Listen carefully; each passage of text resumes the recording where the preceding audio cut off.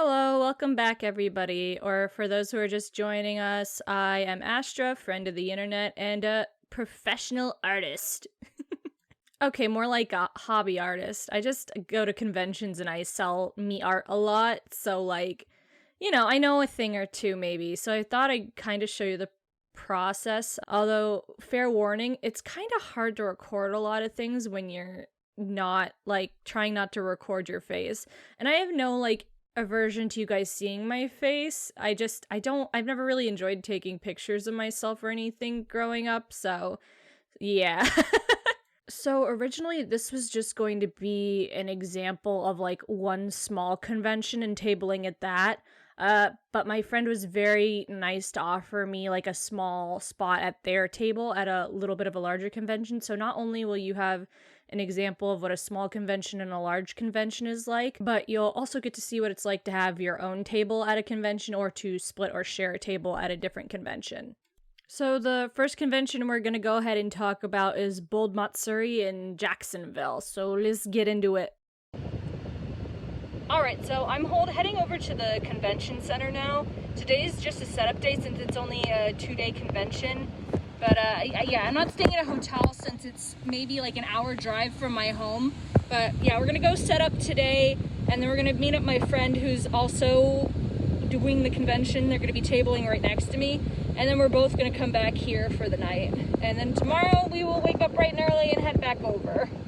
I don't actually have that much video footage from this day. They gave us from 2 p.m. to 8 p.m. to set up, and I pretty much used all of it because I wanted to try something new for my setup. Let me insert a picture to show you what my old setup looked like. As you can see, it kind of has these 2 pillars on the sides where the buttons and charms are displayed, and then on the table are the stickers and small prints, while on the back, which is usually a photo backdrop, is where the larger prints are displayed.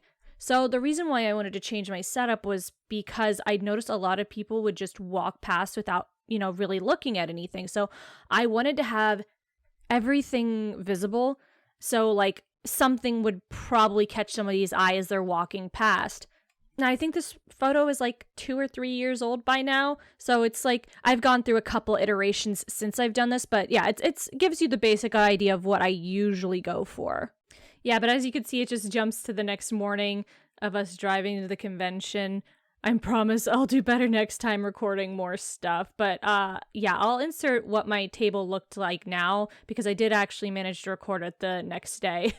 So apologies, this was recorded after a few hours on the first day where I already had sold out of a few things. So you'll see a couple of pegs and spots are a little empty. So as you can see, I have these little peg boards with the peg hooks in them. One of them actually fell down in the middle of the night.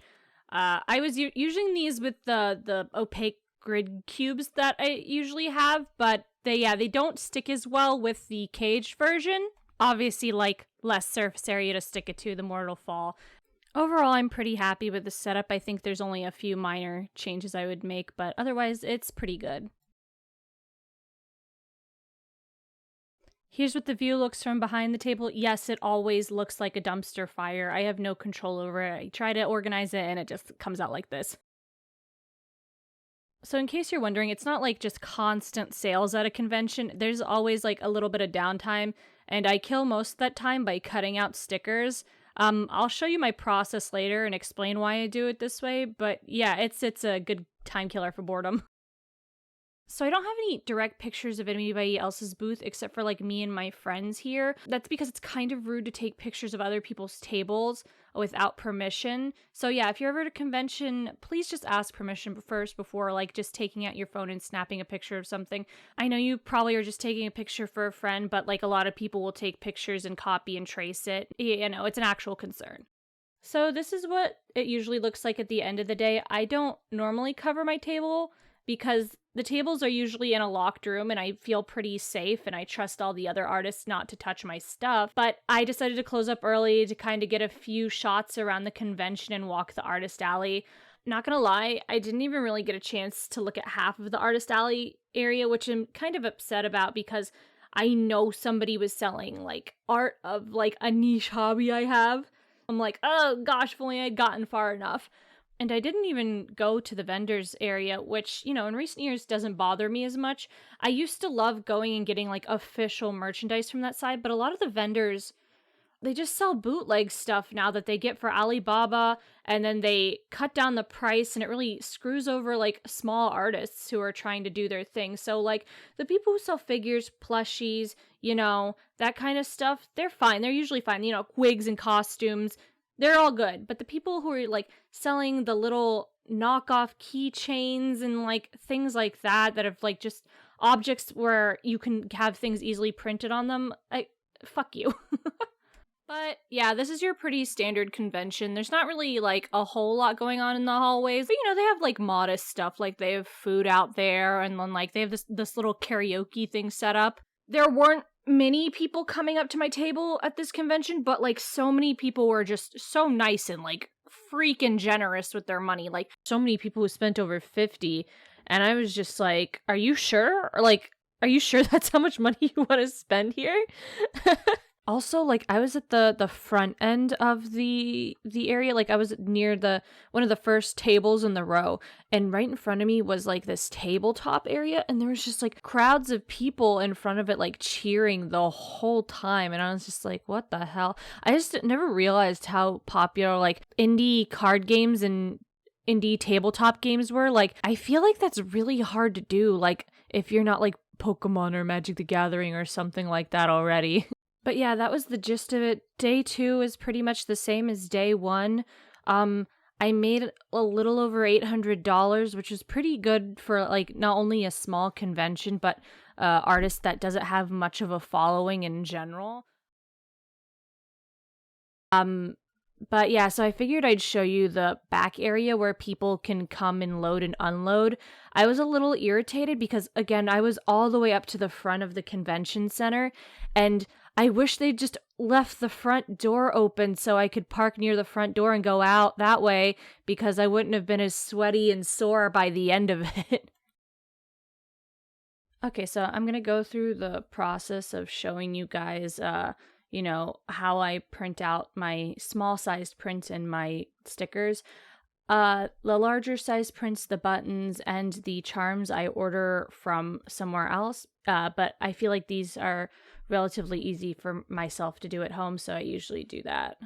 But yeah, pretty much I just print it like straight from the folder. A lot of people and like my friends like to open it in Photoshop and like resize it in there, but I don't know, this seems pretty easy to me, so I don't know, I'm always over making things easier instead of being complicated about them. For the prints, I always have it set to fit to frame when I print them, but for the stickers, I unclick that box because sometimes when you have it fit to frame, it will crop off like some of the edges of the stickers. And don't mind my folder organization, it's a mess, but I'm currently moving computers anyway, so everything eventually will be all nice and neat and tidy on my new computer once I just buy a DisplayPort converter, because my computer only has one HDMI port.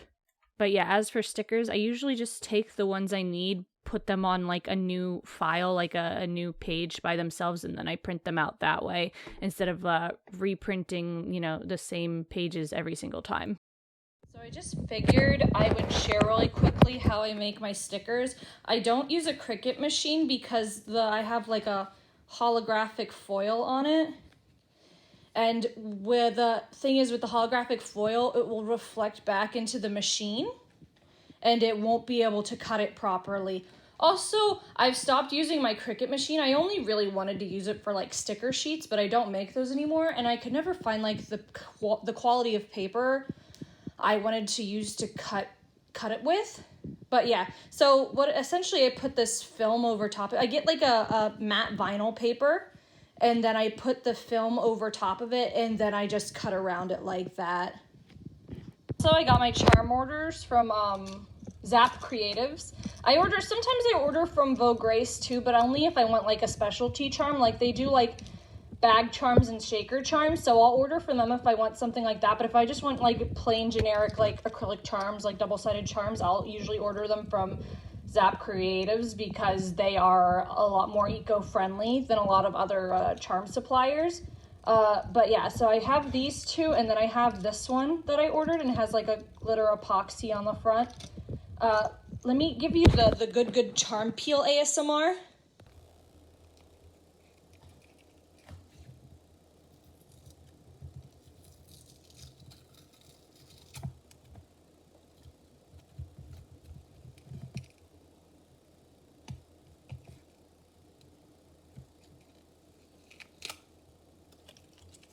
Wasn't that satisfying? Usually it's pretty satisfying. Here, let me do the Edelgard one.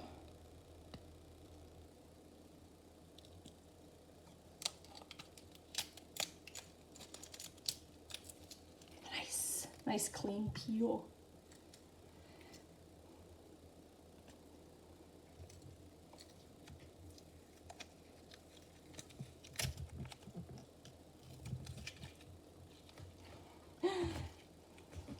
After that, I just take these and put them on there. I don't do like the metal key rings. I do them for the ones I get for like the plastic baggies, because they do a star-shaped one, and I think that's really fitting for Genshin Impact, since it's like, I just got a message on Instagram, hold on. Yeah, but anyways, I like these a lot because if you're doing like an eat-a-bag, you can very easily remove these, and if you, so like with the other clasps, you kind of have to like use pliers to get them off. And I know that this you can leave the initial jump ring on and then just lace your a safety pin through it, through the back of it. All right, and then this is us on our way to Metrocon in Tampa. Metrocon is it's a slightly bigger convention. It's debatable whether you'd consider it a big convention or a small convention, but the venue is pretty big and the turnout is usually pretty big as well, so that's why I usually consider it a bigger convention. As I've probably mentioned before, my friend offered to let me put a few things on their table. Their Instagram handle is at VaguelyMJ, and you should check them out. They are working on a cryptid dating sim called Cryptid Crew, and you can go ahead and wishlist it on Steam now. It's very inclusive and fun, and you can date Mothman.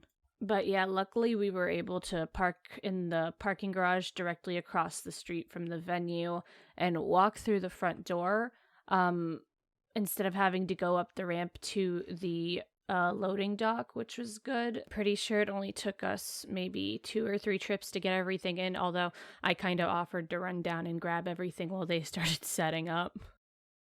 Let me give you a photo of what the table looked like and a close-up of some of the stuff I was selling. Sorry, some of this stuff is shot vertically. I shot it for Instagram, but I figured it'd be okay to upload it here anyways. So the difference between like sharing a table with somebody else and, you know, having your own table is obviously some people will only come to the table being drawn by some stuff and they won't get to see everything that's there, or some people will only have a set amount that they want to spend on each and every table, so they'll probably pick one thing off the table, and if they wanted anything else they'll just like skip over it. I mean, unless they can't find anything else they want at the convention, then maybe there's a possibility that they'll come back, but not really likely. Also, me and my friend have very different demographics. Like, people will see one demographic, not think we have the other, and then they'll skip over it and not give the table a second look.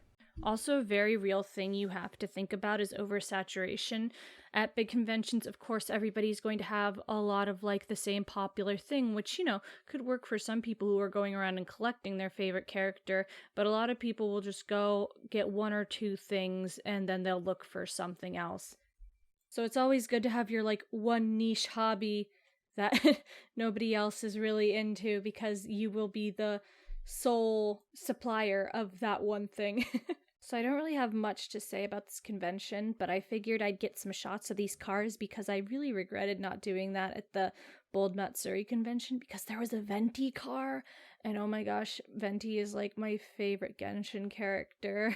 Also, show these people some love, because this red Pokemon car here got into an accident and the front side of it was completely caved in, like the fender and the grill area that was like flat. But yeah, at this convention, I think I made around a little over $400, which, you know, is not the best. It mostly doesn't even cover your supplies. And I'm so happy this table, you know, wasn't paid for by me and by a friend who did way better than me. It was still a fun experience, though. I did actually cosplay and I bought some merch, which I'll show at the end. And also, Sundays, we always go out for sushi at the end of the convention, so yeah. Hopefully I'll be able to get my own table for this convention next year, because it's one I really want to do ever since, like, I started tabling. And if you're in Florida, I have at least 3 more conventions for this year: Sugoi Expo, Ocala Comic Con, and Wasabi Con, so feel free to drop on by, and fingers crossed I get into Holiday Matsuri. If not, I might still go anyway, just to have fun and cosplay. Also, apologies to the people who were tabling next to us. They had this photo stand on the ground and the space between the tables was really small, so I would kick it every single time I'd leave from behind the table, and I felt so bad. Like, I feel like these people are gonna have a vendetta against me, even though, like, that's probably not true and I'm overthinking things. So yeah, here's just some quick shots of everybody packing up, and then we will skip to after the convention. Alright, so here's my haul from the convention. I couldn't get a lot because, you know, I'm broke AF. I don't have business cards from anybody. I stopped and talked to a lot of them, but I just didn't get anybody's information. So if you know anybody in this picture, like, any of you know any of these people, could you let me know? Because my friend wanted this print, and I was like, oh, I'm sorry, I don't know who it came from, I'm sorry. I know these charms in this print are from the same person, and then this is from somebody else entirely. I actually didn't check to see if they had anything else. I just saw the charms and I was like, I need it. But yeah, I got this one, and they're initially the only person I saw. So yeah, they were initially the only person I saw with stuff, so I went and grabbed this one, and I was gonna go back and get more, but then I noticed when I went to go get this print that they had the charms, and I needed a Fulgur, so yeah, I went and I got him. And then on the very last day, I ended up seeing this print because they actually have charms of all the individual ones, but I think the charms were like, their actual size, like they're the actual size that they are in the print, so they're pretty big. But they were selling them for like $25, and, you know, get your bag and everything, but, like, I'm sorry, $25 on a charm is a bit too much for me. I'm sorry. So luckily I was able to get the print for $20. Yeah, I wanted to go back and double dip and get, like, more stuff, because, like, I think I wanted to go get, like, Albin from them, or, like, a Shu and a Mista from them, but, like, yeah. Oh, but there was so much, like, what was it? There's so much Hololive stuff, like, there too. I was kind of surprised that there wasn't that much. There wasn't, like, anything for, like, council. But it was all myth. And there was a few people selling stuff for, like, you know, a couple of the JP girls, like Marine. I'm trying to remember everybody who I saw. I know Marine. I think Okayu. There might have been a Korone. I mean, I'd be shocked if there wasn't. I actually saw a Korone cosplayer. There was somebody cosplaying Marine. There was this group that came up to me and bought stickers, and they said they're going to Hallmat, and they're going to be cosplaying, like, Luxium, and then he was like, I don't know if I want to be Vox or Luca, and then he told me his girlfriend's going to go as Petra, and I'm like, that's so fucking cute, dude. And, like, it kind of makes me want to, I don't know, I kind of want to have, like a Pomu cosplay, so I can just wear that at the table, like, something just chill, like, that's just a wig and the headband and stuff like that, and maybe, like, I'll just buy a green, like, a green, cardigan or something to wear over it, and then I was also like, I kind of want to do Selene, because her outfit looks very comfy, minus, like, the head wings and the, what else, the tail, but, like, everything else about it is just, like, shirt, pants, yeah. But yeah, oh, and here's what I am working on next. So I have this is going to be a large print. Sorry, I'm censoring it.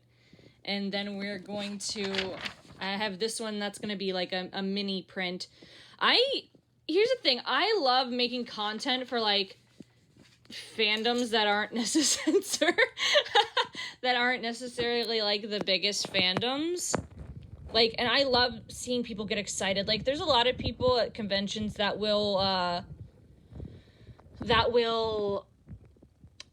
the sellers I'm talking about, who come up and be like, oh, you need to come to my table. Hey, you're cosplaying that thing. Come to my table. Look, I have you, right? Look, I have this stuff that you'll like. You know, I'd rather have people come to my table and like look at my stuff, and then like when they find something or spot something, they have like this serendipity moment, and they're like, oh shit, you have this? Oh my gosh, so cool. You know, and even if it's not a lot, like I love that feeling more than like, you know, making money.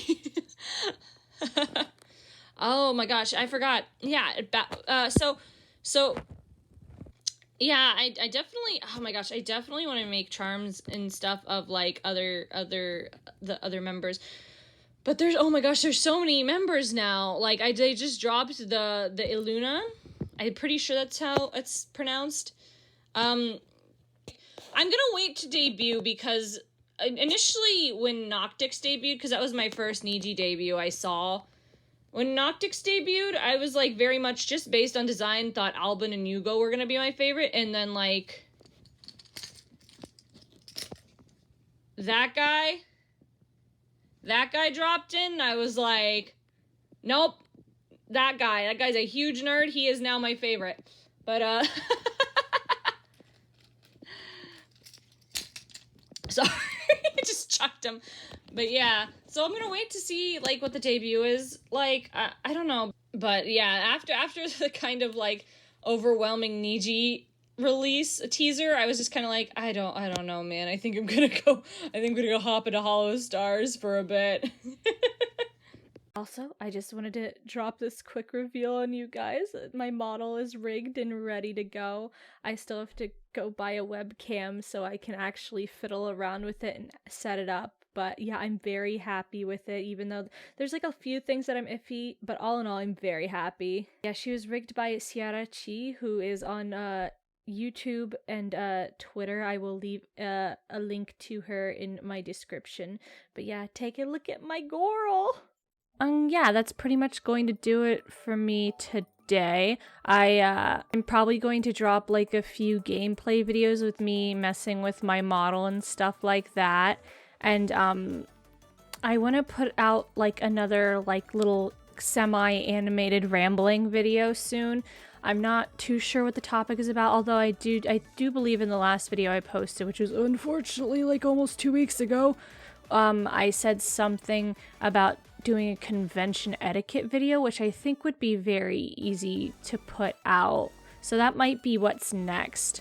But yeah, I definitely want to put out a different video, whether it's about games, my thoughts on games, or you know, something about like my physical health, or just something else. But yeah, it does obviously just take a little bit more work, but it's actually something I mainly wanted to do on this channel anyway, so I want to get the next one out as soon as possible. Anyways, thank you for watching. If you got this far, I really appreciate it.